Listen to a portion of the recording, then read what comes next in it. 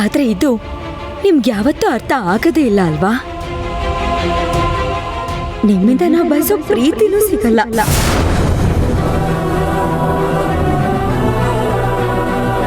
ನೀವು ಸರಿಯಾಗಿದ್ದಿದ್ರೆ, ನನ್ನ ಮನ್ಸನ್ನ ಅರ್ಥ ಮಾಡ್ಕೊಂಡಿದ್ದಿದ್ರೆ, ನನ್ನ ಮನ್ಸಿನ ಭಾವನೆಗಳನ್ನೆಲ್ಲ ನಿಮ್ ಜೊತೆ ಹಂಚ್ಕೊಳ್ತಿದ್ದೆ. ನನ್ನ ನೋವುಗಳನ್ನೆಲ್ಲ ನಿಮ್ ಜೊತೆ ಹೇಳ್ಕೊಳ್ತಿದ್ದೆ. ಆದ್ರೆ ನೀವು ನನ್ನನ್ನ ತ್ರಿಶಂಕು ಸ್ಥಿತಿಯಲ್ಲಿ ನಿಲ್ಲಿಸ್ಬಿಟ್ರಿ.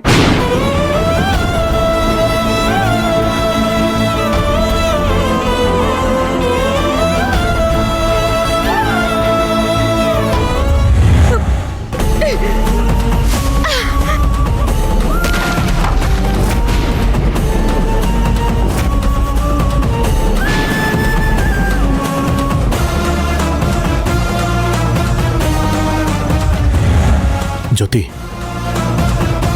ನೀನೇನು ಹೇಳೋಕೆ ಪ್ರಯತ್ನ ಪಡ್ತಿದ್ಯಾ ಅಂತ ನನಗೆ ಅರ್ಥ ಆಗತ್ತೆ. ನಿನಗೋಸ್ಕರ ನಾನು ಏನು ಮಾಡಿದ್ದೀನಿ, ಮಾಡ್ತಾ ಇದ್ದೀನಿ ಅನ್ನೋದು ಈಗ ನಿನಗೆ ಅರ್ಥ ಆಗಲ್ಲ. ಅರ್ಥ ಆಗೋದು ಬೇಡ. ಏನೇನೋ ಹೇಳಿ ನನ್ನನ್ನು ಒಪ್ಪಿಸ್ಬಿಡ್ಬೋದು ಅಂತ ಅನ್ಕೊಂಡಿದ್ಯಾ? ನಾನೇ ನಿನ್ ಕಣ್ಣಿಗೆ ಹುಚ್ಚಿ ತರ ಕಾಣಿಸ್ತಾ ಇದ್ದೀನಾ? ನಾನು ನಿನ್ನ ಒಪ್ಸೋದಕ್ಕೆ ನೋಡ್ತಾ ಇಲ್ಲ. ನನ್ನ ತಪ್ಪನ್ನ ಕ್ಷಮಿಸಿ ನನ್ನ ಜೊತೆ ಬಾ ಅಂತ ಕೇಳ್ಕೊತಾ ಇದ್ದೀನಿ. ನನಗೆ ನನ್ನ ತಂಗಿ ಮಾತ್ರ ಅಲ್ಲ, ನೀನು ಮುಖ್ಯ ಅಂತ ಕೇಳ್ಕೊತಾ ಇದ್ದೀನಿ.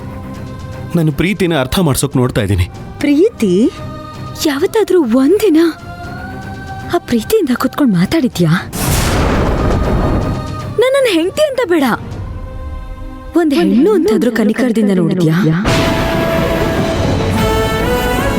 ನಾನೇ ಒಂದು ಹೆಣ್ಣಾಗಿ ನಾಚಿಕೆ ಬಿಟ್ಟು ನಿನ್ನ ಹಿಂದೆ ಮಾವ ಮಾವ ಮಾವ ಅಂತ ಬಂದ್ರು ನೀನ್ ಪ್ರೀತಿ ತೋರ್ಸಿದ್ಯಾ?